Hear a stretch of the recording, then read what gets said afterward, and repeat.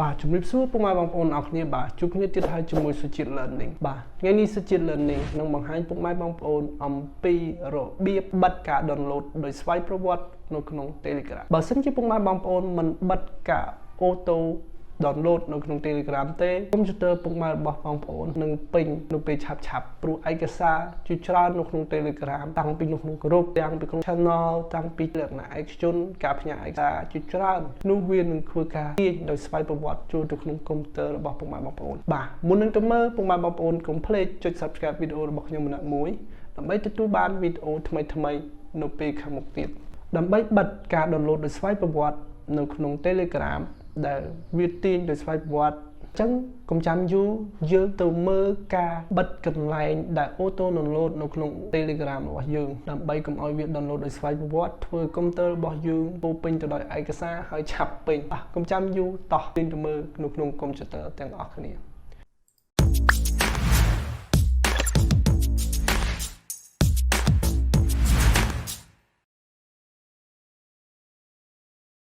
បាទឥឡូវខ្ញុំចូលមកដល់ក្នុងកុំព្យូទ័រយើងហើយដំបូងពុកម៉ែបងប្អូនចូលទៅកាន់ Telegram ដើម្បីបិទនៃការ download auto ចូលទៅក្នុងកុំព្យូទ័ររបស់យើងបើពុកម៉ែបងប្អូនអត់បិទនៅទេ Telegram របស់យើងនឹងដោនឯកសារជាច្រើននៅពេលដែលពុកម៉ែបងប្អូន connect ជាមួយ internet បាទវិធីនេះនឹងត្រូវបានដោះស្រាយយើងចូលទៅកាន់ Telegram ទាំងអស់គ្នាបាទពុកម៉ែបងប្អូនចូលទៅកាន់លើ Telegram លើ desktop ឬក៏ចូលទៅកាន់ Telegram ឬ taskbar ដែលខ្ញុំបាន pin ទុកពុកម៉ែបងប្អូនអត់មានទេពុកម៉ែបងប្អូនអាចចូលទៅកន្លែងនេះបងប្អូនចុចពាក្យថា search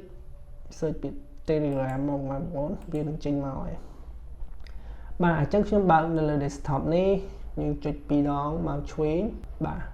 Telegram យើងត្រូវបានបើកពុកម៉ែបងប្អូនអញ្ចឹងទីហោថានៅក្នុងនេះ social media នេះមានគ្រប់ជាច្រើនដែលគ្រប់ទាំងអស់នោះមានចែកម្លែកឯកសារឬឯកសារសាធារណៈនេះពុកម៉ែបងប្អូនមើលនេះពុកម៉ែបងប្អូនចូលទៅមើលនេះឯកសារចំនួន 2000 ជាងឯកសារនេះវានឹង download ដោយស្វ័យប្រវត្តិទៅពេលពុកម៉ែបងប្អូនចូលទៅក្នុងក្រុមណាវានឹងទាញយកតែម្ដងនេះដូចឥឡូវវិញពុកម៉ែបងប្អូនចូលមកវាទាញតែម្ដងអានឹងជាបញ្ហាដែលវាទាញចូលក្នុងកុំព្យូទ័រពុកម៉ែបងប្អូនពេញសិតតែឯកសារទាំងអស់នេះហ្នឹងវិញវាទាញចូលតែម្ដងតែនេះខ្ញុំបិទហើយវាអត់ទាញទេលុះត្រាតែយើងចុច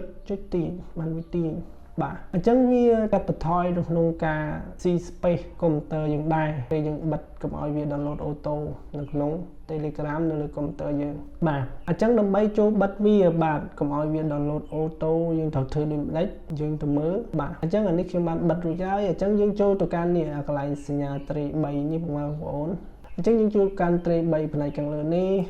បាទតើមកពុកម៉ែបងប្អូនចូលទៅកាន់ setting បាទពុកម៉ែបងប្អូនចូលទៅកាន់ settingបាទចូលកាន់ setting ហើយពុកម៉ែបងប្អូនចូលទៅ advanced នេះពុកម៉ែបងប្អូននេះចូលកាន់ setting ហើយចូលកាន់ advanced បងប្អូនចូល advanced ហ្នឹងមកតទៅពីចូល advanced ហើយពុកម៉ែបងប្អូនមើលកន្លែងនេះគេដាក់ថា automatic media download នេះហើយគឺជាកន្លែងដែលវីដេអូរបស់ខ្ញុំចង់បង្ហាញពុកម៉ែបងប្អូនអរគ្នាក្នុងការប្រើប្រាស់ Telegram ខ្ញុំសង្កេតឃើញថាពុកម៉ែបងប្អូនមួយចំនួនដែលគាត់ដឹងគាត់អត់មកបិទអាហ្នឹងទេអញ្ចឹងឯកសារជាច្រើនវានឹង download ចូលទៅក្នុងកុំព្យូទ័ររបស់ពុកម៉ែបងប្អូនឡើងច្រើនតែម្ដងអញ្ចឹងទី1គឺ in private chat ទី2 in group ទី3 in channels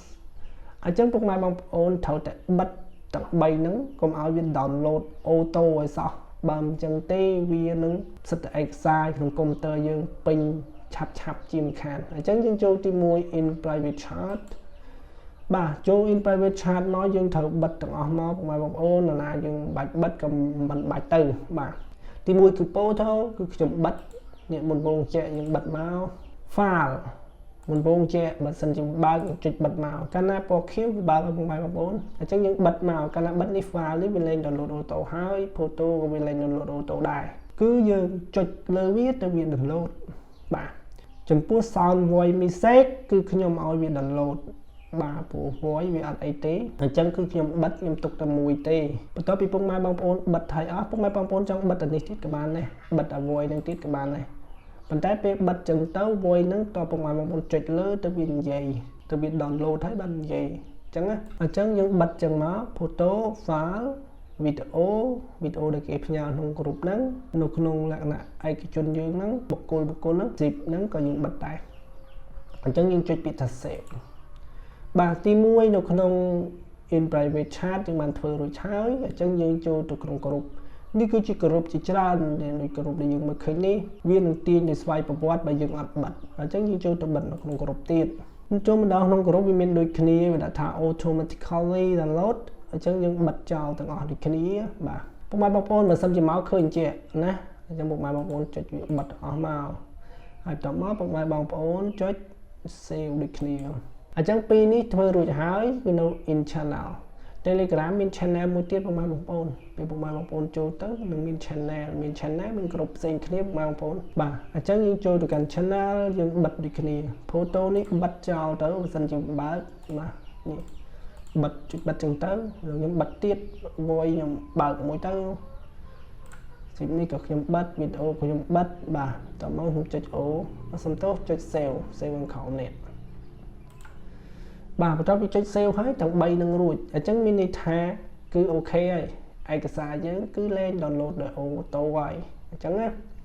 អញ្ចឹងមាន3ហ្នឹងពេលយើងចូលមកបាទសូមបញ្ជាក់ម្ដងទៀតនៃការចូលបាទខ្ញុំបិទចេញ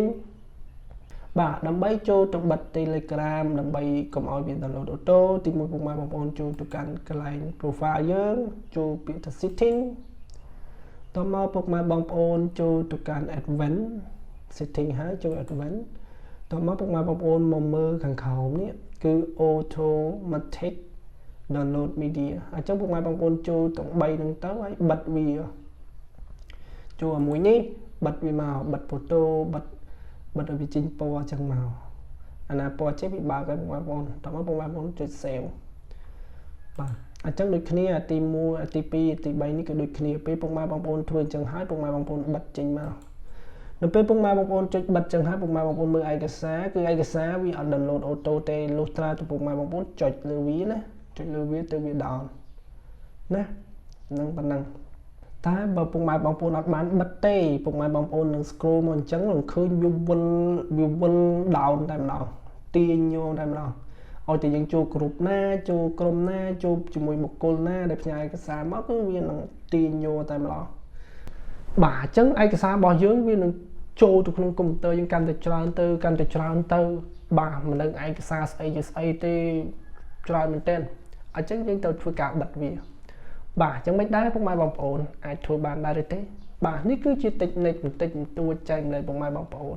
បាទខ្ញុំសង្ឃឹមថាពុកម៉ែបងប្អូននឹងរៀនអនុវត្តបាទពុកម៉ែបងប្អូនបិទវាទៅកុំទុកវាអីបាទនាំទៅពេញកុំព្យូទ័ររបស់យើងទេបាទខ្ញុំសង្ឃឹមថាវីដេអូនេះនឹងអាចជួយដោះស្រាយពុកម៉ែបងប្អូននៅបញ្ហានៃការ Telegram download ស្វ័យប្រវត្តិចូលទៅក្នុងកុំព្យូទ័ររបស់យើងដែលធ្វើឲ្យឯកសាររបស់យើងច្រើនមែនទែនបាទខ្ញុំពិតជាជឿជាក់ថាពុកម៉ែបងប្អូននឹងអាចធ្វើបានហើយនឹងជាប្រយោជន៍បន្តិចបន្តួចសម្រាប់ពុកម៉ែបងប្អូនបាទជួបគ្នាម្ដងទៀតនៅវីដេអូក្រោយជាមួយសុជាតិ Learning សូមអរគុណសូមជម្រាបលា